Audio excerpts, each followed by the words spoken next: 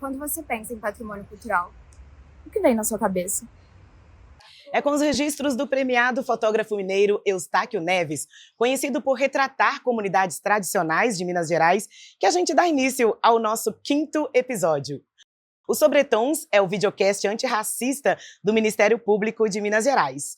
Nossa 2ª temporada é realizada em parceria com a Fundação Clóvis Salgado. Os 9 episódios desta temporada dão visibilidade à luta antirracista por meio do diálogo entre o direito e a cultura e mostram como a arte atravessa a vida de pessoas que trabalham por um mundo mais diverso e inclusivo. Neste 5º programa, vamos falar sobre proteção ao patrimônio cultural, seja ele material ou imaterial, e abordar também a relação desse patrimônio com as culturas negras tradicionais.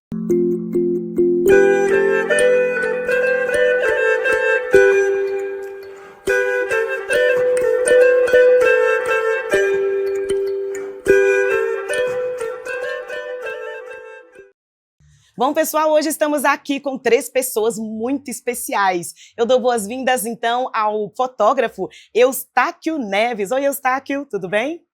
Olá, tudo bem? Olá a todos e todas. Obrigado pelo convite. Nós temos muito assunto para conversar hoje, tá? Hoje também temos a Stephanie Santos, analista de patrimônio cultural e material do Instituto do Patrimônio Histórico e Artístico de Minas Gerais, IFAMG. Seja muito bem-vinda. Olá, muito obrigada pelo convite. Por nada. E também nós temos o promotor de justiça Caio César do Nascimento, do Ministério Público de Minas Gerais. É um prazer ter todos vocês aqui para falar dessa pauta tão importante, né? Obrigado. Eu já vou começar com o Caio, né? O Caio, a gente sabe como é importante manter a nossa cultura, o patrimônio imaterial, né? Eu queria que a gente começasse assim com a base do nosso tema hoje, que é o patrimônio imaterial. O que caracteriza exatamente e por que é tão importante, né, para as tradições negras? Eu acho que o patrimônio imaterial, para ser pensado, tem que partir do que é intangível. É o conjunto de práticas, de saberes, de relação com o corpo, de manifestações culturais, que por não serem visíveis, não deixam de ser menos importantes em razão disso. Então, no que diz respeito, por exemplo, a esse tipo de patrimônio, ele foi consagrado na nossa Constituição Federal, no artigo 215, 216, e compõe majoritariamente aquilo que é a manifestação cultural, sobretudo negra, né? Porque eu acho que o patrimônio cultural negro ele não é monumental, porque não há uma relação normalmente que se constrói, por exemplo, com capacidade de construção ou de manifestação de riqueza no sentido material. Então essas são as manifestações do que se conceitua para o patrimônio material. E é um conceito, inclusive, Sandra, que a própria Unesco consagrou, né, que é aquele conjunto de práticas, saberes, de manifestações artísticas, intangíveis e imateriais. E agora vamos com o Eustáquio, que está com a gente online. Eustáquio, em algumas entrevistas suas, você fala sobre a falta de referência quando você começou na fotografia lá atrás, né? O que isso impactou no seu processo de construir a fotografia? Então, eu tive que inventar a minha fotografia, né? Por isso que eu estou nesse lugar dessa fotografia chamada fotografia expandida, porque desde o começo, né, por essa falta de referência, essa fotografia europeia, né, ela não me interessava, não me representava eh, pela experiência que já tinha, trabalho que chama Retrato Falado, que é sobre a ausência de registro fotográfico do meu avô materno, né. Então é um pouco sobre isso, assim, eh, na medida que eu fui conhecendo mais a fotografia, fui entendendo mais esse lugar, eu criei a fotografia que você conhece, né, hoje, e foge muito da fotografia tradicional, para poder contar essas minhas histórias, poder fazer esses meus questionamentos. E agora eu quero com você, Stephanie. Na última década a gente percebeu que teve um aumento do reconhecimento das tradições negras, principalmente, né? Por exemplo, tem aqui alguns exemplos. A festa de Nossa Senhora do Rosário dos Homens Pretos, lá da Chapada do Norte, que eu sei que você conhece muito bem, inclusive suas redes sociais é repleta de cultura tradicional, né? Muito legal. A comunidade dos Arturos também já tem um reconhecimento, a comunidade quilombola lá da nossa querida mãe Ifigênia, né? O Manzo, Linguzo, Caiango também, e outras, né? Então, o que você acha que tem acontecido para que esses registros estejam crescendo? Por que esses registros estão crescendo? Essa é uma pergunta. E outra pergunta, assim, que você pode englobar aí, tá? Como é que é esse processo do caminho para registrar? Maravilha, essa é uma pergunta muito importante que vai muito em direção ao que o Caio menciona, assim. A política do patrimônio cultural e imaterial, ela é uma política recente. Então, ela passa ali, né, a ser instituída pela Unesco a partir de 2003. Então, faz pouco mais de 20 anos que as políticas de patrimônio cultural e imaterial vão aí incidindo sobre esses registros, esse processo de pesquisa, esse processo de instrução e de proteção. Então, a presença, né, desses patrimônios culturais negros, ela nada mais é do que um resultado de um Estado que é majoritariamente negro e que tem aí em suas dinâmicas a presença da riqueza cultural que se expande a partir das expressões, dos saberes, da própria categoria de lugares também, enquanto um caráter de resistência e de necessidade de cuidado, né? Então, a partir das comunidades, né, sobretudo porque a política do patrimônio cultural ela é uma política participativa.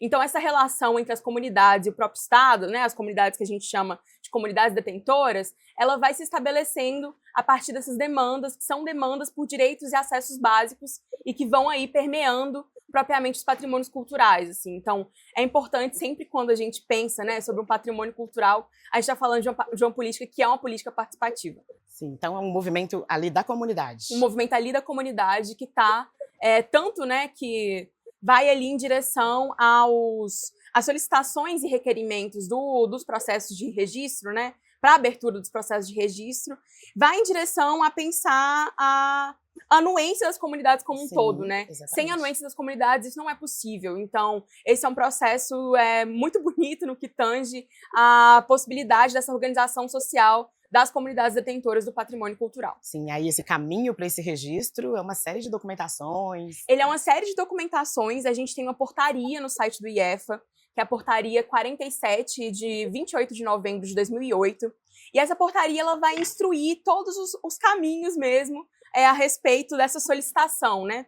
Eu acho que cabe uma menção importante, é que anteriormente, né, como a política do patrimônio cultural é uma política recente, o IEFA, né, o Instituto Estadual de Patrimônio Histórico e Artístico de Minas Gerais, fazia registros de forma situada, né, como é o caso da festa de Nossa Senhora do Rosário dos Homens Pretos de Chapada do Norte, ou como é o caso da comunidade quilombola dos Arturos, que é, inclusive, a primeira comunidade tradicional a ser reconhecida enquanto bem cultural no Brasil, que se deu em 2014. Então, com as dinâmicas, né, que vão se interpelando pelo patrimônio cultural, o olhar técnico também se expande. Então, a gente passa, né, a fazer, nos últimos anos, registros que abranjam todo o Estado, como é o caso dos reinados congados, né, o Caminhos, Expressões e Celebrações do Rosário, em Minas Gerais, que foi registrado como patrimônio cultural do Estado no ano passado, no ano de 2024. Então, entre essas documentações, né, a gente tem aí, cabe dizer, né, que qualquer pessoa pode requerer, membros da sociedade civil, organizações sociais diversas, pessoas físicas podem requerer a solicitação, né, de abertura de um processo de registro de patrimônio cultural e imaterial. E é importante, né, e como eu mencionei, né, a anuência das pessoas detentoras dessa comunidade é uma documentação muito relevante e importante para a abertura desse processo, bem como considerar documentações fotográficas, se tiver, e uma série de outras características históricas para que essa análise seja feita da melhor forma e da forma mais bem-sucedida possível. E aí eu vou emendar, então, aqui com a pergunta, a gente falou da comunidade dos Arturos, né, que hoje também tem um reconhecimento, mas antes, 20 anos antes desse reconhecimento, você já estava lá, já fez um trabalho lá maravilhoso, que inclusive esteve na Bienal de São Paulo, né, e de uma forma itinerante também aqui, uma forma itinerante da Bienal aqui também, em Belo Horizonte, no Palácio das Artes, não é isso? Há muitos anos atrás você teve esse olhar De onde que veio essa inspiração para registrar essa comunidade? Como você também chegou nessa comunidade? Então eu cheguei até a comunidade dos Arturos através de um amigo, né? Assim, tinha como que fala, uma ideia de que é a comunidade dos Arturos, porque falava assim, uma comunidade fechada, que era uma comunidade fechada que você não teria acesso, né? E eu tinha muita curiosidade de conhecer os Arturos, isso lá nos anos 90, começo dos anos 90. E esse amigo me convidou, ele era amigo das pessoas da comunidade. Eu passo a frequentar ali. Eu não fui necessariamente como um fotógrafo, fui como uma pessoa que queria visitar, conhecer, saber mais sobre. E a partir daí, de muitas conversas que eu tive ali, que eu começo a fotografar os Arthur quando eles me convidam para uma das festas deles, né? Eu cheguei, inclusive, a fotografar um evento que ele é bastante fechado, que era só para os mais velhos e que não podia ser registrado. E eles me convidaram para isso. Eu talvez seja um dos poucos fotógrafos que tem esse tipo de registro, que ainda, inclusive, nem nunca fiz nada com eles. Eu deveria passar isso para a comunidade para saber o que eu posso fazer com esse registro. E a partir daí eu acompanhei os registros, acompanhei os Arturos a partir de 93 até 95, e deu origem a essa série que eu fiz. Inclusive, o Ministério Público ele tem um papel fundamental, né, na preservação aí desse patrimônio imaterial, né? Mas qual é exatamente o papel do Ministério Público nessa defesa? O Ministério Público ele ganhou um contorno muito agigantado com a Constituição de 88, sabe? Nós temos muitas atribuições, estão listadas lá no artigo 129 da Constituição. Acho que a mais conhecida, mais consolidada é a propositura da ação penal pública, né? Você processar aqueles que cometeram delitos. Mas, dentre as outras atribuições de alta relevância, tem também aquela prevista no artigo 129, inciso 3º, que fala que incumbe ao Ministério Público adotar iniciativas para a preservação do patrimônio cultural e social.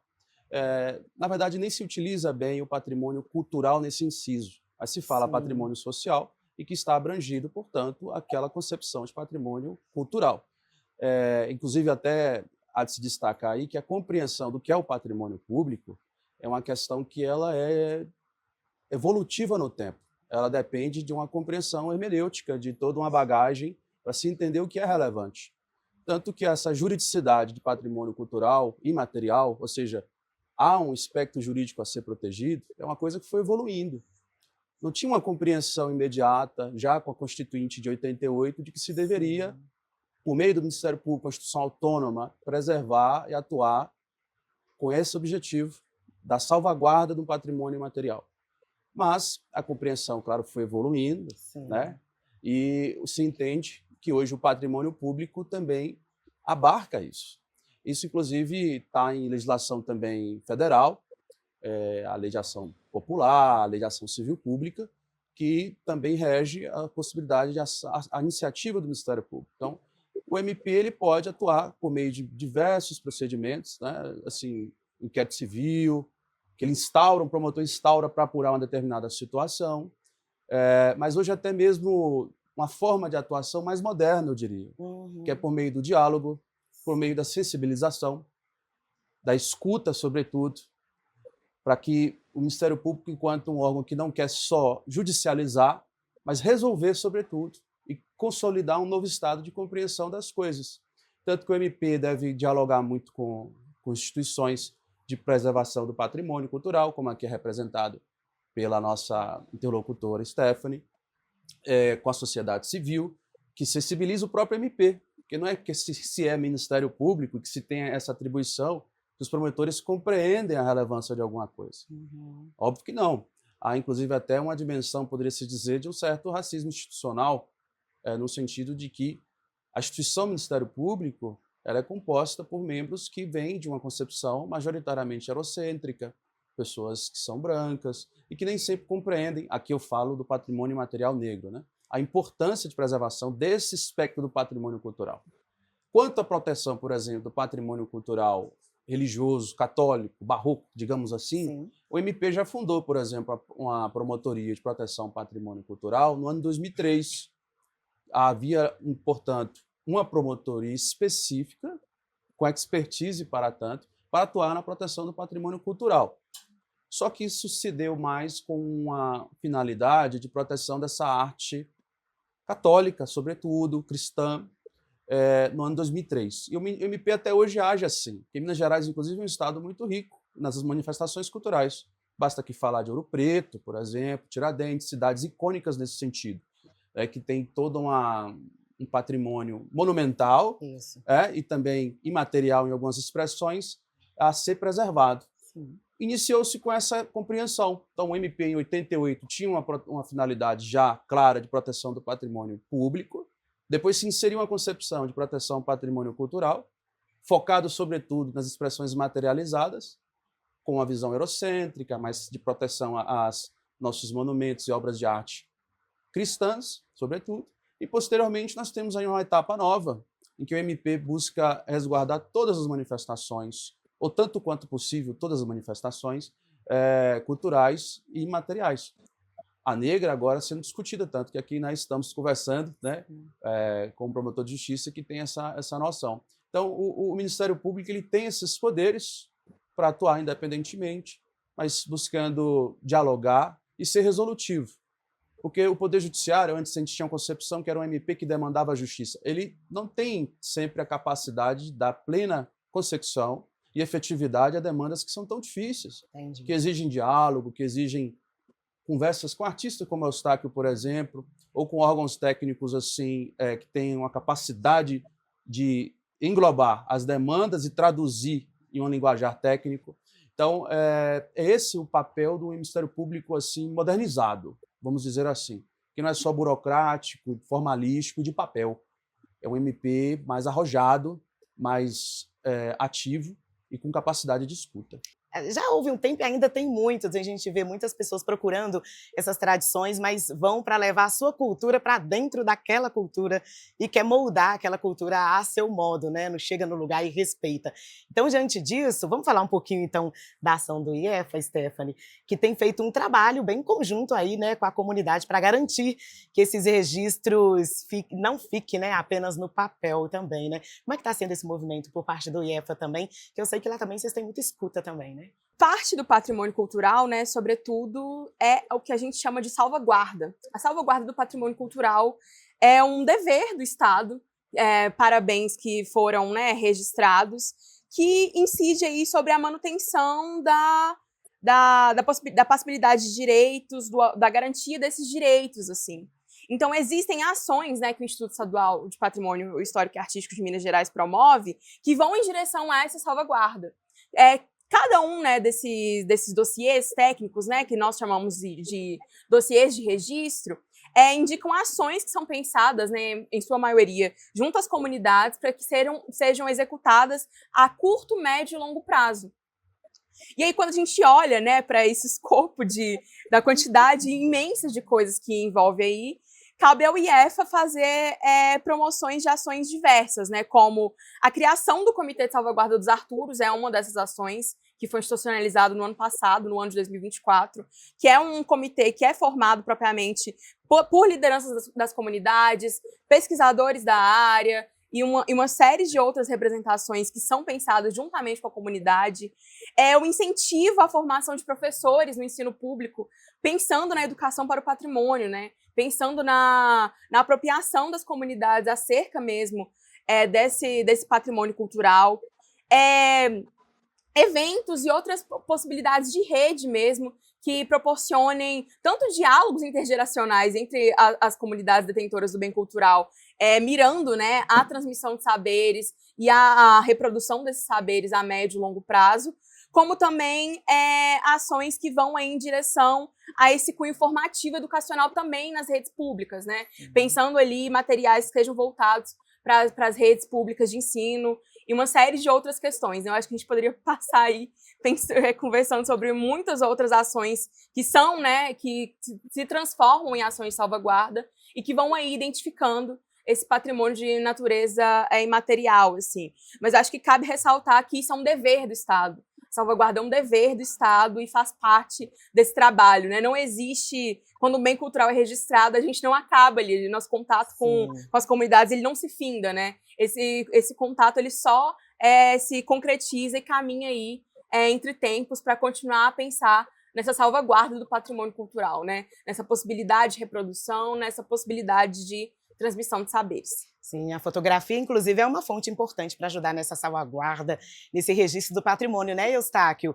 E agora eu vou com você com a seguinte pergunta: como que a fotografia pode contribuir de fato para manter essa história, né, para esse registro?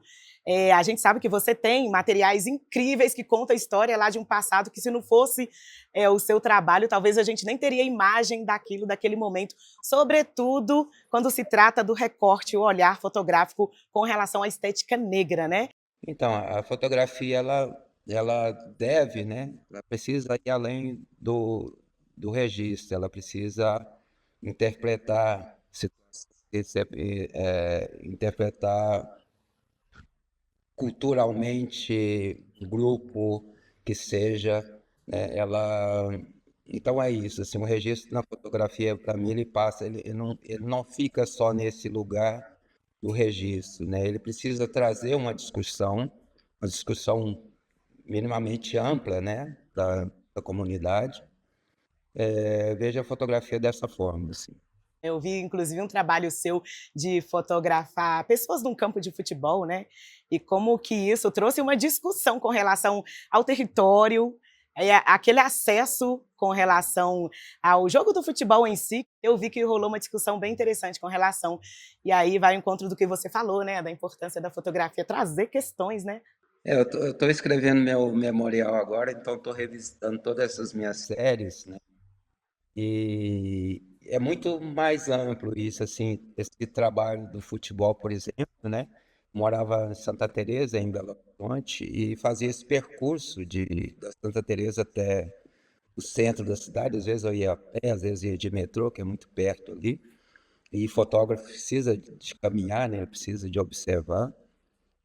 E eu observava aqueles meninos nesses dois campos que tinha ali as margens da linha do metrô. E o mais interessante, assim, eu vim descobrir depois que tem ali não sei como que está mais isso, mas tinha dois prédios de uma construtora falida e foi ocupado, né, por sem teto. E era esses meninos que ocupavam esses dois prédios que julgavam num desses campos. O outro campinho mais abaixo eram os meninos de situação de rua que ocupavam uma casa da rede ferroviária. Então, assim, a realidade, né, assim, acho que a falta de que o Estado tem com essas pessoas, né, ou o meio social desses grupos era o futebol, né?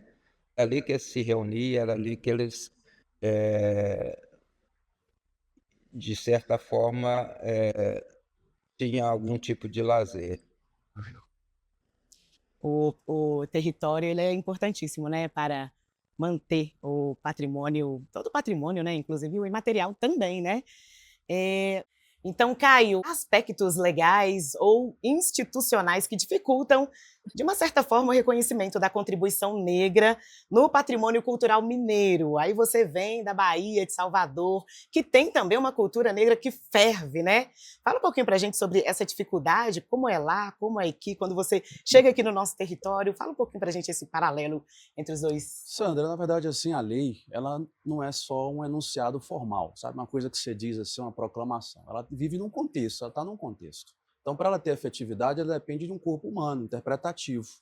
Então, quando você, por exemplo, vai implementar o reconhecimento de algum patrimônio imaterial negro, existem diversas dificuldades, que eu diria até técnicas para esse reconhecimento. Porque a maior parte do material elaborado para o registro de alguma manifestação cultural imaterial, material, sobretudo, ela é pensada para monumentos, por exemplo.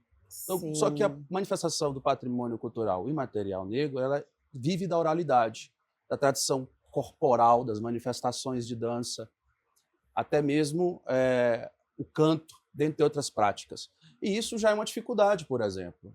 Como é que você vai trabalhar todo um arcabouço técnico de reconhecimento pensado para estruturas materiais, para reconhecer aquilo que se desenvolveu na história a partir da oralidade? Sim. Esse já é um problema, por exemplo. Existem outras questões que são relativas à representatividade. E a gente pode comparar com a Bahia nesse ponto, né?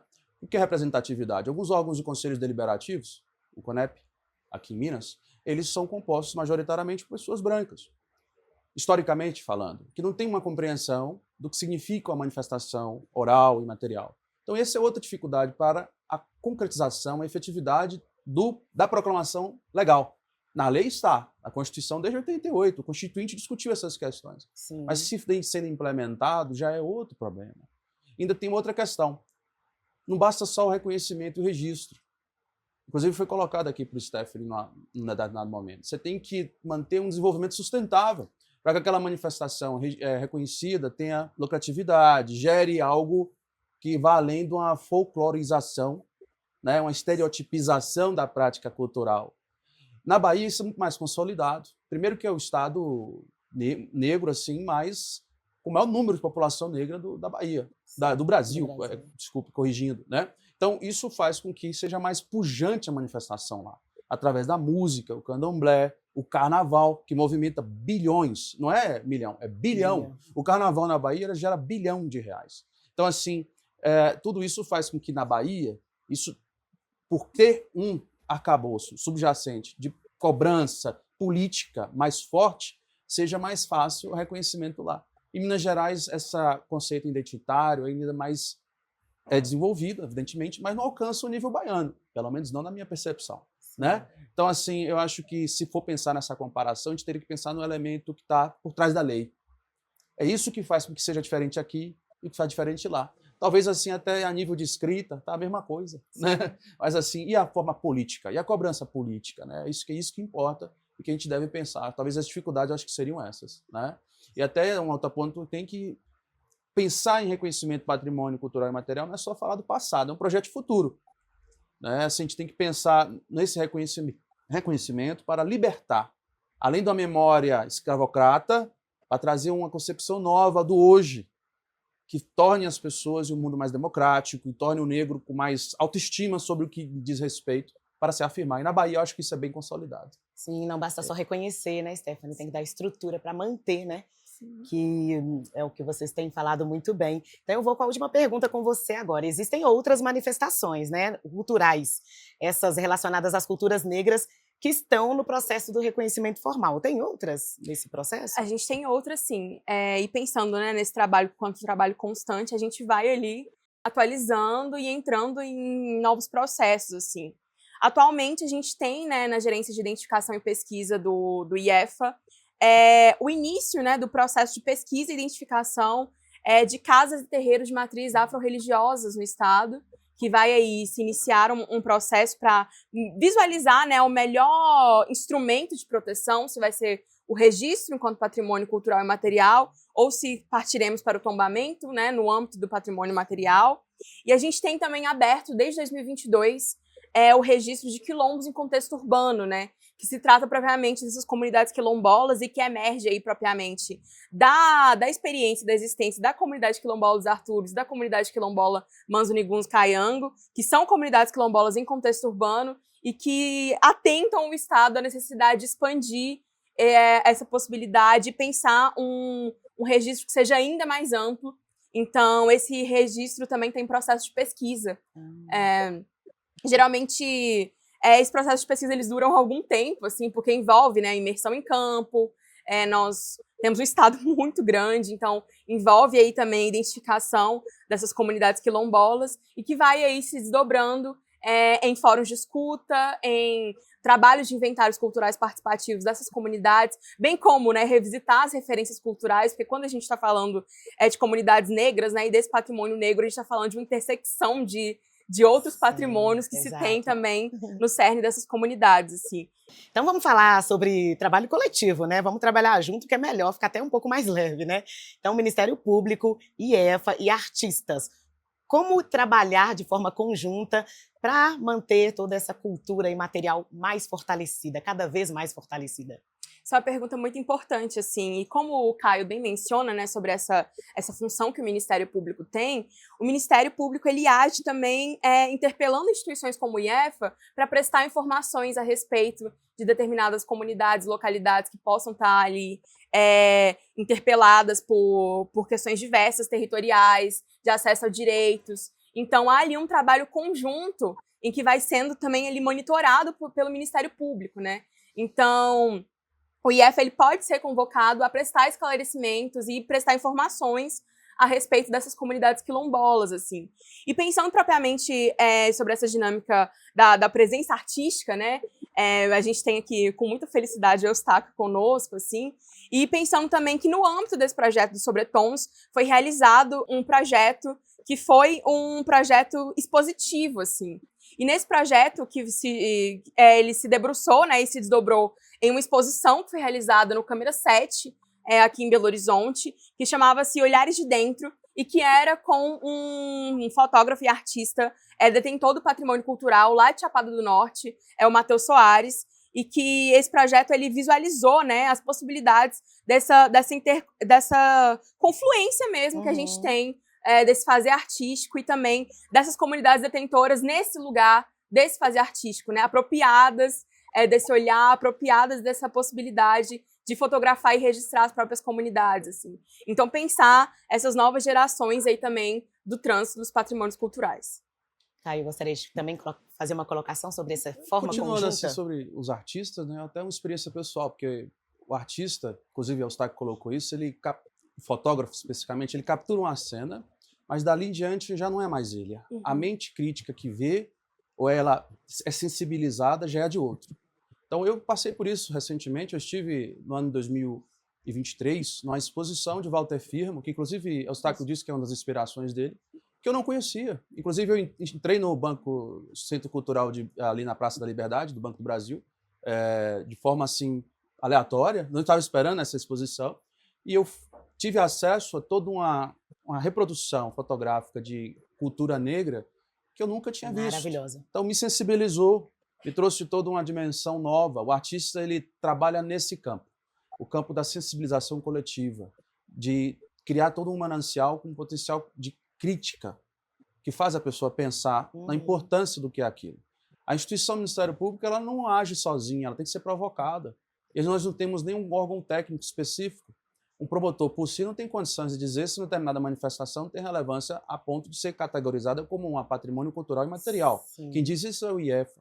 E também o artista, ao sensibilizar uma determinada comunidade, ele traz para o Ministério Público, por meio desse apelo comunitário, uma demanda eventual. Uma pessoa vai lá, da sociedade civil, e demanda ao Ministério Público, fala, olha, nós temos lá um determinado grupo de manifestação cultural que não está sendo valorizado, o Ministério Público pode instaurar uns procedimentos, instruir o procedimento por meio de provocação e interpelação extrajudicial da instituição, como bem disse Stephanie, instrumentalizar, propor uma ação judicial, ou chamar as pessoas que estão desrespeitando aquilo. Inclusive, alguns municípios são muito pequenos, eles precisam ser provocados para institucionalizar essa forma de recolhimento tributário. E o Ministério Público pode atuar nessa medida, como lá em Chapada do Norte, que é um município minúsculo, né, assim, muito pequeno, que às vezes não tem um corpo técnico, uma burocracia bem institucionalizada para agir de forma qualificada. Né? Então, essa é a forma ideal de diálogo interinstitucional. Então, eu estou ouvindo aqui os colegas Stephanie e Caio, né? Eles já falaram muito bem sobre isso. Assim, a cultura está sempre em movimento, então é importante desses órgãos entender isso, esse movimento que a cultura traz, porque o artista ele está sempre à frente, né, dessa coisa da informação desses órgãos públicos, né? A gente está sempre à frente disso. Então, acho que cada vez precisam acompanhar mais assim, o que as pessoas estão fazendo para que haja aí uma sintonia maior entre o fazer artístico e as leis, enfim, e como acolher essas comunidades.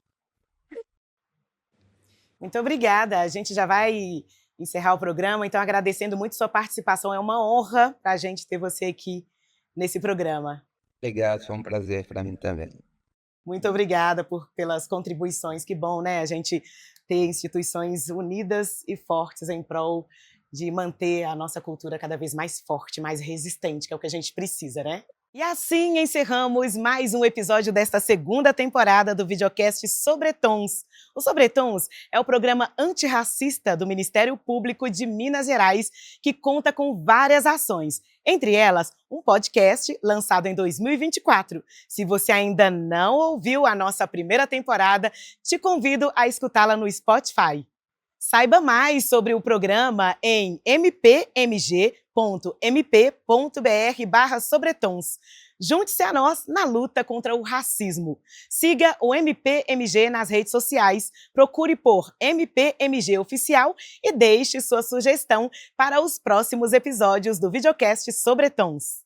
Com certeza, o patrimônio cultural negro engloba muito mais do que objetos, construções e elementos materiais. E no próximo episódio, vamos conversar sobre uma das mais interessantes manifestações culturais. O tema será Cultura Negra LGBT+, como ferramenta de reparação histórica e marco de luta pelos direitos civis.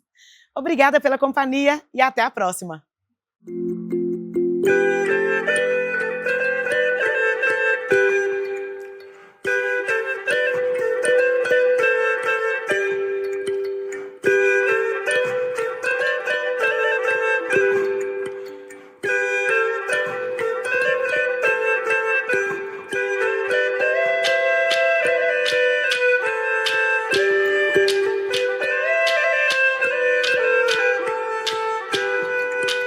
Eu tentei compreender a costura da vida. Me enrolei, pois a linha era muito comprida. Oh, eu tentei compreender a costura da vida. Me enrolei, pois a linha era muito comprida. E como é que eu vou fazer para desenrolar? Para desenrolar.